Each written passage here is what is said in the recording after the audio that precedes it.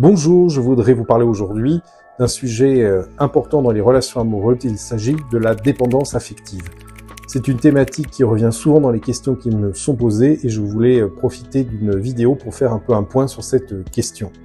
Alors la dépendance affective, elle se manifeste comment? Eh bien lorsque vous êtes en relation, une relation courte, moyenne ou longue, eh bien vous avez un certain nombre de signes, de façons d'agir qui montrent que vous êtes le jouet d'une dépendance affective. Alors par exemple, c'est tout le temps penser à l'autre. Quand je dis penser, c'est vouloir faire plaisir à l'autre, avant soi-même, quitte à son propre détriment. De la même manière, on a tellement peur d'être quitté, de ne plus être regardé par l'autre, d'être évidemment aimé par l'autre, que l'on va en permanence être sur ses gardes, vouloir des preuves de l'affection de l'autre, quitte évidemment à énerver le conjoint. De la même manière, on va en permanence se rabaisser, c'est-à-dire on va avoir peur d'exprimer ses opinions, on va avoir peur de prendre une décision. Donc tout cela montre qu'on est sous le signe d'une dépendance affective à l'autre. Alors pour compléter le tableau clinique en quelque sorte, eh bien on remarque aussi que la personne qui souffre de dépendance affective fait tout pour garder l'autre dans son giron, dans son environnement très proche. Donc va demander des nouvelles, va organiser des rencontres très fréquentes, en quelque sorte va un peu empêcher l'autre de vivre, voire beaucoup l'empêcher de vivre. Alors, je ne suis surtout pas en train de vous dire que c'est mal de vouloir passer du temps avec le conjoint, bien évidemment. Mais là, on parle bien d'une personne qui souffre, pas d'un rapport amoureux normal, équilibré, qui convient aux deux. On parle d'une personne au sein du couple ou de la relation qui est dans un malaise, dans un mal-être, parce que il se sent insécurisé par justement l'état de la relation. Donc ça, c'est un point important. Vous devez vous interroger si à l'intérieur de vous, vous ressentez un petit peu ces symptômes. Alors d'où ils viennent et pourquoi y a-t-il dépendance affective? La première, et je vais dire presque l'unique raison, même si évidemment il y a notre personnalité propre, mais aujourd'hui je préfère parler de l'influence parentale et de l'éducation qu'on reçoit. La sécurité affective que vont donner les parents à leur enfant est absolument primordiale.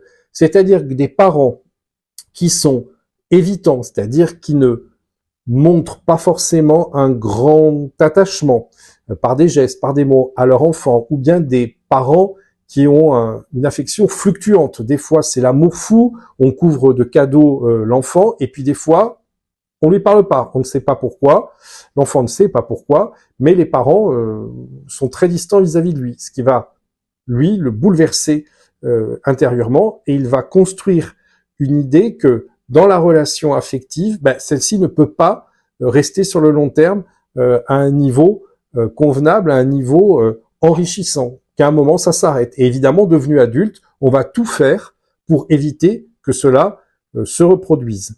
Alors évidemment, on a aussi le cas, malheureusement, du décès d'un des deux parents ou des deux parents. Et effectivement, cela plonge en général l'enfant dans une grande détresse parce que même après avoir pris le temps du deuil, et Dieu sait s'il peut être très long, eh bien l'enfant va avoir tendance dans sa relation, donc quand il deviendra adulte et qu'il sera lui-même dans une relation amoureuse, à vivre avec la crainte que l'autre disparaisse. Alors bien sûr, pas forcément disparaisse physiquement comme il l'a lui-même vécu avec ses propres parents, mais disparaisse. Et donc évidemment, il va être dans une insécurité très importante.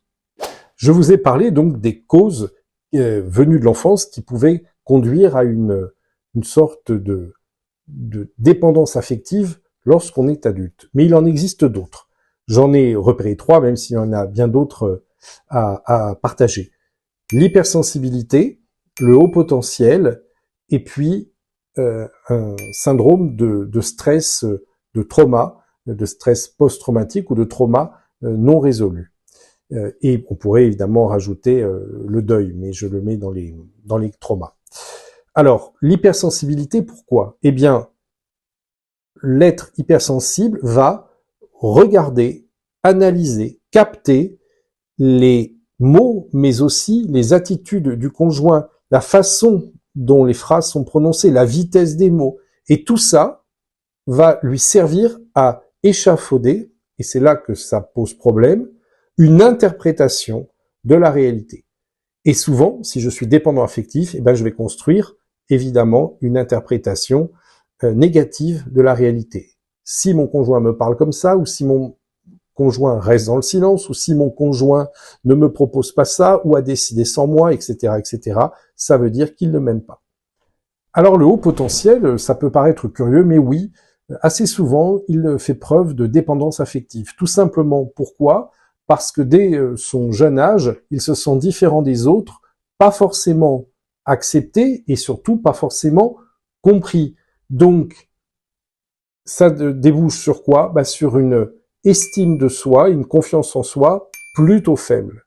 Et donc, ce travail d'amour pour soi n'ayant pas été réalisé, il va être compliqué pour la personne au potentiel d'être à l'aise dans la relation amoureuse. Et assez rapidement, elle peut justement développer des problématiques de dépendance affective parce qu'en fait, elle ne sait pas bien poser les repères où il faut et surtout bien les analyser. Enfin, je parlais des traumas, du syndrome de post-traumatique, donc d'un stress très fort. Évidemment, bah, cela peut venir. Alors, j'ai évoqué le deuil, bien évidemment, un deuil non résolu qui va laisser une blessure béante dans la relation affective et qu'on voit que l'enfant devenu adulte va tendance à translater sur sa relation amoureuse adulte, c'est-à-dire que potentiellement, comme je l'ai dit, l'autre peut disparaître de sa vie et donc c'est insupportable. Et je vais vouloir m'assurer de sa présence à mes côtés en permanence. Et puis, bien entendu, il faut parler des relations toxiques qui produisent malheureusement un véritable syndrome de stress post-traumatique ou un trauma. Donc, une relation toxique peut, si elle n'a pas été guérie, digérée, accompagnée, se prolonger dans la tête et le cœur d'une personne, et lorsque cette personne trouve une nouvelle relation, elle va avoir tendance à guetter tous les signes potentiels qui pourraient lui faire reconnaître une relation toxique, souvent à tort, ce qui va générer des conflits, ce qui va générer des incompréhensions, des colères, et qui vont être interprétés comme le signe d'un désamour. Vous voyez, c'est une boucle qui avance sur elle-même. Donc voilà pourquoi il est très important de bien connaître d'où viennent les problématiques de dépendance affective, par l'enfance, mais aussi par rapport à sa personnalité.